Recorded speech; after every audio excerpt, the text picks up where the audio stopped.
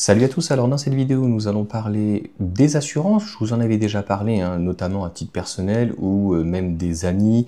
Moi-même, les augmentations en fait avaient été assez importantes, notamment sur les véhicules électriques. Alors comme d'habitude, il y aura des personnes qui se réjouiront ou quoi.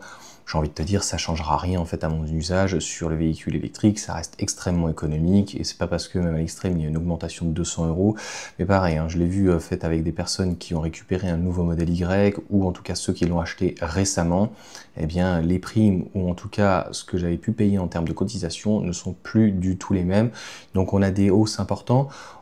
On va faire une analyse là-dessus, je vais vous dire pour quelles raisons elles sont multiples et pourquoi plus sur l'électrique que sur le thermique, donc 20% d'augmentation en tout cas sur le véhicule électrique et c'est 3 fois plus que les autres. Donc c'est eux qui m'avaient envoyé ces informations de rouleurs électriques, les coûts de réparation explosent pour les véhicules électriques, l'envolée donc du prix des pièces détachées pèse sur les primes. Je crois qu'on est à 5 ou 6, 7%, on va voir juste après, mais c'est d'une manière globale, et les catastrophes naturelles et la nouvelle fiscalité alourdit la dose, donc ça, c'était inévitable. Donc la stratégie pour limiter l'impact sur votre budget, bon, moi j'ai envie de te dire, il faut faire jouer la concurrence, et puis tout simplement. Donc 20%, aujourd'hui, le véhicule électrique, les assurances moyennes, donc s'établit à 722 €, en hausse de 6,8%, donc par rapport à 2024. Donc c'est très très haut, au-delà du véhicule électrique et par rapport surtout à la taxe qu'entre guillemets on ne payait pas de 18%, là qu'on verra juste après, eh bien c'est 6,8%, c'est plus que l'inflation. C'est ce qu'on nous dit. Les coûts de réparation explosent pour les véhicules donc électriques.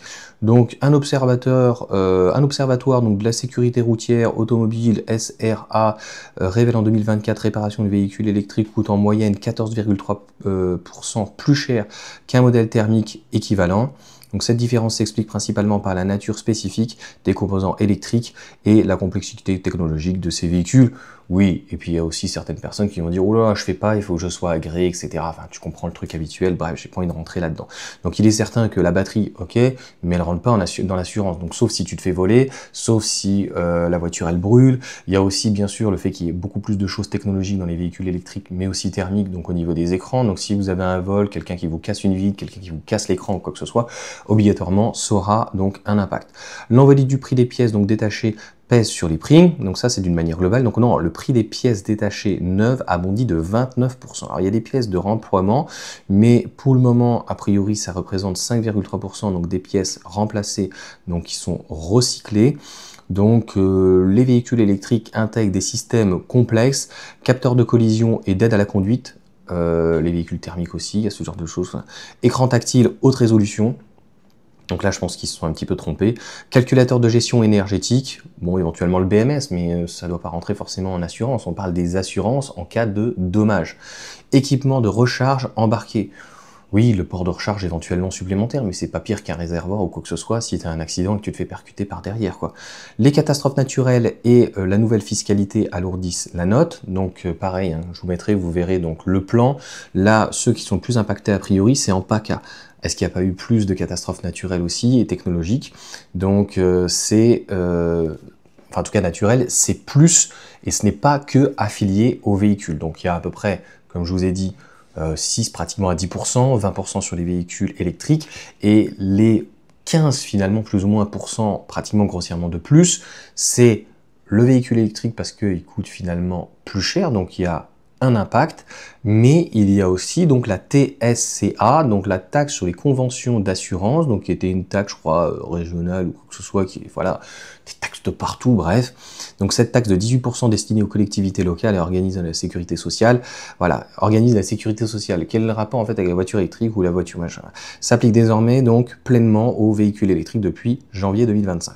Donc cette hausse forte, on ne l'aura pas l'année prochaine, et je pense que tant qu'il y aura de la casse, des vols, pareil, c'est un article extrêmement politiquement correct, mais lorsqu'on a des manifestations légales ou non, donc légal, ça peut être tout ce qui est foot, vous avez vu donc a priori la finale du PSG, quand vous avez des gens qui éclatent la route, qui éclatent les immeubles, donc ça c'est l'assurance globale, mais quand ils pètent toutes les bagnoles, quand vous avez bien entendu au 31 décembre, que le 1er janvier, donc pour fêter la nouvelle année, vous avez des gens encore qui brûlent les voitures, quand vous avez des manifestations, on s'en fout que ça soit d'extrême droite ou d'extrême gauche, a priori c'est plus souvent d'extrême gauche, wokistes ou quoi, qui éclatent toutes les voitures, quand obligatoirement vous avez des dégradations sur des véhicules Tesla, en fait c'est pas que le modèle en soi qui va être impacté, c'est d'une manière globale, et après ça va être pondéré en fonction du modèle en disant ben, ce modèle-là en fait il est à risque par rapport à des rayures, par rapport à des vols. Moi je sais par exemple la Laguna que j'avais, eh bien les cartes que j'ai d'ailleurs sur la Mégane, ce sera plus compliqué peut-être à voler parce que c'est une électrique, mais malheureusement elles sont très simples à copier, etc.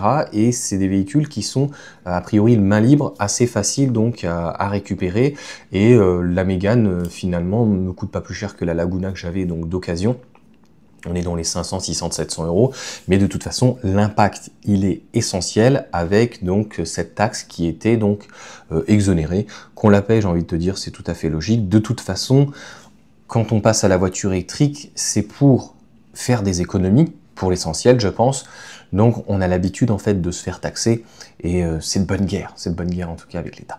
Voilà pour cette petite vidéo, donc n'hésitez pas en tout cas à mettre un commentaire, de me mettre un petit pouce, de partager les informations, de s'abonner, et puis j'ai oublié dans les commentaires, ça peut être intéressant, bah, n'hésitez pas à me dire combien vous payez, mais je sais que, voilà, ceux qui payent sur l'année, et qui sont pas arrivés encore à leur nouvelle cotisation et que c'est à la fin de l'année, vous allez voir le changement, ça fait relativement mal. Moi j'étais pour mai-juin, donc obligatoirement les cotisations je les ai reçues depuis le mois d'avril, et j'ai vu le bon à ce moment-là, et c'est pour ça que je vous ai dit pour le moment on n'avait pas les chiffres, donc 20%, ça fait mal, mais c'est la vie.